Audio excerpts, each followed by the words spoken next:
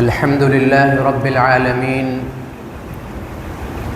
والصلاة والسلام على سيد المرسلين وعلى آله وصحبه أجمعين ومن تبعهم بإحسان إلى يوم الدين. أما بعد، أعوذ بالله من الشيطان الرجيم. بسم الله الرحمن الرحيم.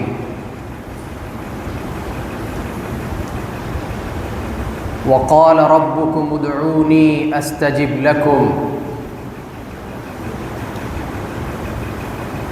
وقال النبي صلى الله عليه وسلم ليسأل أحدكم ربه حاجته كلها حتى يسأل شسع نعله إذا انقطع. صدق الله العلي العظيم وصدق رسوله النبي الكريم.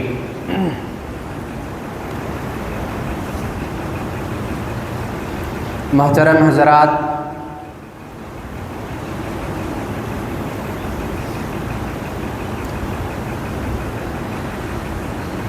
اللہ تبارک و تعالی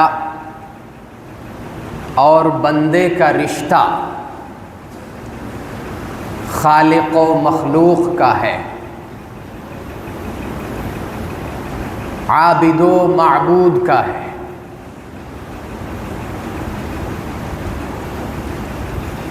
بندہ اس کے سامنے اپنی عبدیت کا اظہار کرے، اپنی بندگی کا اقرار کرے، یہ صفت خدا تعالیٰ کو محبوب ہے اور مطلوب ہے. اسی کے لیے نماز ہے، روزہ ہے اور دیگر عبادتیں.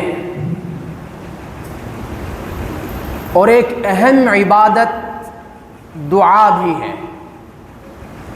جسے ہم اور آپ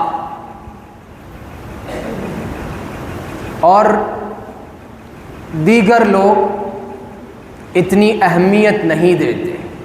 حالانکہ حدیث شریف میں حضور اکرم صلی اللہ علیہ وسلم نے فرمایا ہے کہ الدعاء هو العبادہ، دعا عبادت ہے. دعا کہتے کسے؟ دعا کے لغوی معنی ہے پکارنا، بلانا، اور شریعت کی اصطلاح میں دعا کہتے ہیں اللہ کے حضور التجا اور درخواست. اللہ سے التجا کرنا اور اس سے درخواست کرنے کا نام ہی دعا ہے.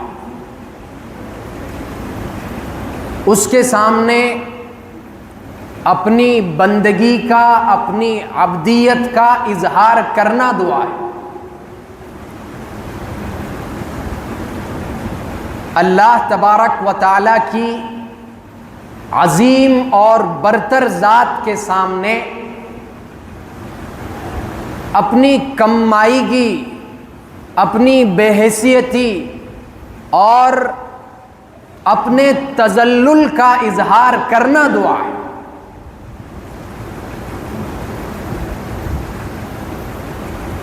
مصیبت کا وقت ہو، فراوانی کا وقت ہو، آسائش کا وقت ہو، یا آلام اور پریشانیوں کا وقت ہو، ہر وقت خدا تعالیٰ کے سامنے اپنی بندگی کا اظہار کرنا، اس کا نام دعا ہے.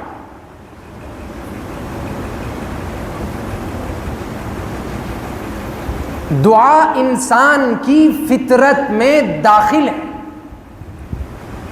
جب اس پر مصیبتیں پڑتی ہیں، جب آلام روزگار کی یورش ہوتی ہے، جب اسے ہر طرف اندھیرا نظر آنے لگتا ہے، جب روشنی کی کوئی کرن پھوٹتی ہوئی نظر نہیں آتی، جب سمندر کے طوفانوں میں زندگی کی کشتی ہچکولے کھا رہی ہوتی ہے، جب سفینہ حیات بھنور میں پھنس چکا ہوتا ہے، اور جب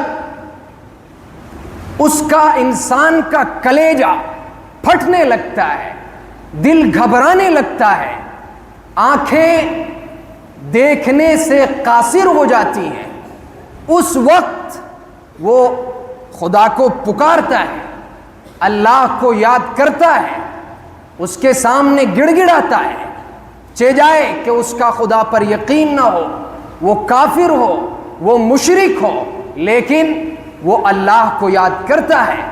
اسی بات کو قرآن کریم نے بیان فرمایا ہے کہ جب موج ان کو سائبان کی طرح گھیر لیتی ہے، جب سمندر میں موج ان کو سائبان کی طرح گھیر لیتی ہے، تو وہ خالص اللہ سے دعا کرتے ہیں، اخلاص کے ساتھ، یکسوئی کے ساتھ اس کی جانب متوجہ ہو کر دعا کرتے ہیں۔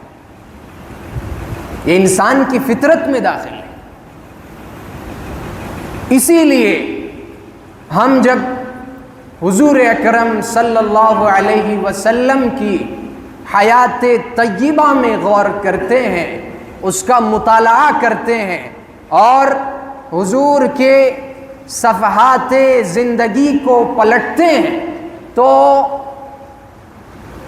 دیکھتے ہیں کہ ہر موقع سے دعائیں، اور مصیبت میں، آسائش میں، کھانے کے لیے، سونے کے لیے، اٹھنے کے لیے، ہر موقع پر دعائیں ہمیں ملتی ہیں، کیونکہ حضور کی بعثت کا مقصد ہے خالق اور مخلوق، عابد اور معبود، اللہ اور بندے کا تعلق استوار کرنا، اس تعلق کو مضبوط بنانا، اور اس تعلق کی مضبوطی میں، اس بندھن کو باندھنے میں دعاؤں کا ایک بہت بڑا کردار رہتا ہے۔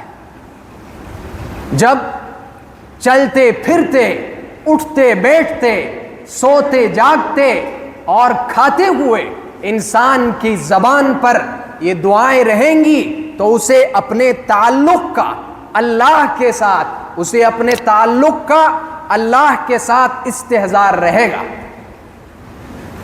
اور وہ اپنے آپ کو بندہ سمجھے گا اور بندے کی حدود میں رہے گا۔ اسی لیے حضور اکرم صلی اللہ علیہ وسلم نے دعا کی تلقین فرمائی، اور اتنی زیادہ تلقین فرمائی کہ ایک حدیث میں فرمایا من لم یسأل اللہ یغضب علیہ، جو اللہ سے دعا نہیں کرتا اللہ اس پر غصہ ہوتے ہیں، اس سے ناراض ہوتے ہیں۔ دنیا کا معاملہ اس کے بالکل برعکس، کسی سے آپ مانگیں، ایک مرتبہ دے دے گا، دوسری مرتبہ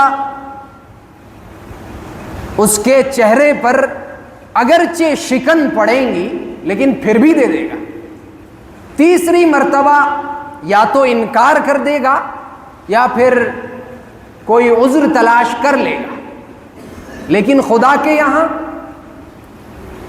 جتنا بندہ اس سے مانگتا ہے اسے وہ بندہ اتنا محبوب ہوتا چلا جاتا ہے۔ تو دعائیں مانگنا شریعت میں مطلوب ہے۔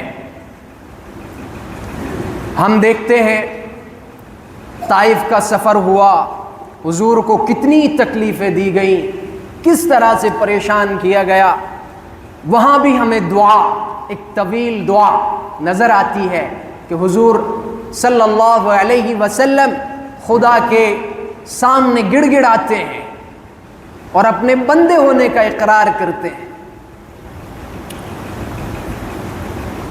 بدر کا موقع ہے، صحابہ صف بستہ میدان جنگ میں کھڑے ہوئے ہیں اور موقع جان کی بازی لگانے کا ہے۔ اس وقت حضور صلی اللہ علیہ وسلم اللہ سے دعا فرماتے ہیں۔ حضرت عمر رضی اللہ عنہ کہتے ہیں کہ بدر کے موقع سے حضور صلی اللہ علیہ وسلم نے قبلہ رو ہو کر اپنے ہاتھ اٹھا دیے اور خدا تعالیٰ سے تذلل کے ساتھ گڑ گڑا کر دعا مانگتے رہے یہاں تک کہ حضور کی چادر مبارک بھی آپ کے شانوں سے گر گئی۔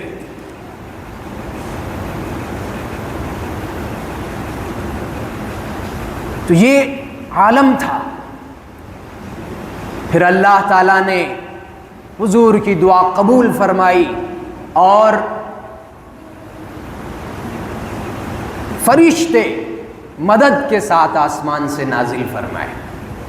تو یہ حضور کی زندگی میں ہمیں دعائیں ملتی ہیں ہر قدم پر۔ اس سے بھی معلوم ہوتا ہے کہ ہمیں ہر موقع سے دعاؤں کا اہتمام کرنا چاہیے، ہر موقع سے دعائیں مانگنی چاہیے، مشکل ہو آسانی ہو، ہر وقت خدا تعالیٰ سے لو لگانی چاہیے۔ جب دعا اتنی اہم چیز ہے، اتنی اہم عبادت ہے، تو اس کی قبولیت کے کچھ ارکان ہیں، کچھ شرائط ہیں اور کچھ امور ہیں جن کو بجا لانا ضروری ہے۔ ان میں سب سے پہلے اخلاص۔ بندہ خدا تعالیٰ کے سامنے حاضر ہو اور اس کے دل میں چور ہو، اس کی دعا قبول نہیں ہو سکتی۔ خدا کے دربار میں حاضر ہو کر وہ غیر اللہ کا خیال بھی اپنے اندر لائے، یہ تو بہت بڑا جرم۔ تو اخلاص سب سے پہلی شرط، اور دل کا تعلق مکمل طور پر اللہ تعالیٰ سے جڑا ہوا ہو، یہ چیز بہت ضروری ہے دعا کے لیے، دعا کی قبولیت کے لیے۔ اخلاص کے ساتھ قبولیت کا مکمل یقین بھی ہو، میں اللہ سے دعا مانگ رہا ہوں، وہ میری دعا قبول کرے گا۔ خدا تعالیٰ نے جب خود فرمایا ہے وَقَالَ رَبُّكُمُ ادْعُونِي أَسْتَجِبْ لَكُمْ، مجھ سے دعا کرو میں قبول کروں گا، تو یقیناً وہ دعائیں قبول کرے گا، اس کا یقین ہو اور ذرہ برابر بھی اس میں شک نہ ہو۔ اور ایک بہت اور سب سے اہم چیز کہ غذا، لباس حلال ہو، حلال کمائی کے ذریعے سے پہنا ہوا لباس ہو، جو کھایا گیا ہو وہ بھی حلال ہو۔ حرام مال کھانے والوں کی دعائیں قبول نہیں ہوتی۔ حدیث شریف میں حضور صلی اللہ علیہ وسلم نے فرمایا ہے کہ اللہ خود طیب ہے اور طیب ہی کو پسند فرماتے ہیں، قبول فرماتے ہیں، پاکیزہ حلال کو قبول فرماتے ہیں۔ اس حدیث میں آگے فرمایا ہے کہ ایک انسان لمبے دور دراز کے سفر کرتا ہے اور وہ پھر اللہ کے سامنے ہاتھ اٹھاتا ہے اور یا رب کہتا ہے، لیکن مسئلہ یہ ہے کہ مطعمہ حرام، ملبسہ حرام، مشربہ حرام، غُذِيَ بِالْحَرَامِ فَأَنَّى يُسْتَجَابُ لِذَلِكَ، اللہ سے دعائیں کرتا ہے، گڑ گڑاتا ہے، یا رب کرتا ہے، لیکن غذا حرام، لباس حرام، پینے کی چیزیں حرام، تو کہاں سے اس کی دعا قبول ہو؟ یہ شرط ہے دعا کی قبولیت کے لیے۔ اسی طرح دعا سے پہلے خدا کی تعریف کرے جیسا کہ اس کا حق ہے، حضور صلی اللہ علیہ وسلم پر درود و سلام بھیجے، اللہ تعالیٰ کے جو مبارک نام قرآن کریم میں یا احادیث نبویہ میں آئے ہیں ان کے ذریعے سے دعا مانگے، ان کا واسطہ دے کر دعا مانگے، اور اللہ کی صفات عالیہ کا تذکرہ کرے۔ اسی طرح دعا میں اظہار بندگی ہو، تذلل ہو، گڑ گڑانا ہو، اپنے آپ کو بندہ سمجھ کر دعا کرے، یہ ضروری ہے۔ خدا تعالیٰ نے اس کا حکم فرمایا ہے ادعوا ربکم تضرعا وخفیہ، اور قرآن کریم میں جو دعائیں وارد ہوئی ہیں، اسی طرح احادیث نبویہ میں جو ہیں ان کا اہتمام کریں۔ ایک آخری بات میں اور بتا دوں کہ قبولیت کا مطلب یہ نہیں ہے کہ جو چیز ہم نے مانگی اور فوراً خدا تعالیٰ کی طرف سے وہی نازل ہو جائے، وہی چیز نازل ہو جائے، وہی عطا کر دی جائے، وہی مل جائے تو دعا قبول ہے، ورنہ دعا قبول نہیں۔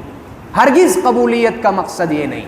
قبولیت کا مطلب یہ ہے کہ انسان اللہ تعالیٰ سے مانگے۔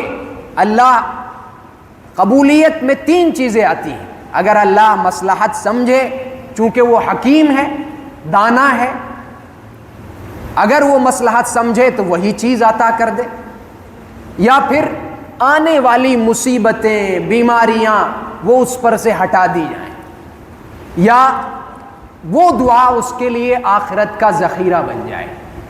خدا تعالیٰ قیامت کے دن اس کا اجر عطا فرمائے گا، اور جب بندہ دیکھے گا قیامت کے دن ان دعاؤں کا اجر جو دنیا میں اس کی قبول نہیں ہوئی تھی، تو وہ یہ تمنا کرے گا کاش دنیا میں میری ایک بھی دعا قبول نہ ہوئی ہوتی۔ تو قصہ مختصر یہ کہ دعا عبدیت اور بندگی کا اظہار ہے، پریشان حال دلوں کے لیے سکون کا سامان ہے، گمراہوں کے لیے ہدایت کا ذریعہ ہے، متقی اور پرہیزگاروں کے لیے درجات بلند ہونے کا وسیلہ ہے، گنہگاروں اور گناہوں کی دلدل میں پھنسے ہوئے لوگوں کے لیے بخشش اور مغفرت کا ذریعہ ہے۔ اللہ تعالی ہمیں آپ کو اس کے ساتھ تعلق مضبوط بنانے کی توفیق عطا فرمائے، ہر موقع سے دعا کرنے اور اس کے سامنے گڑ گڑانے کی توفیق عطا فرمائے، آمین۔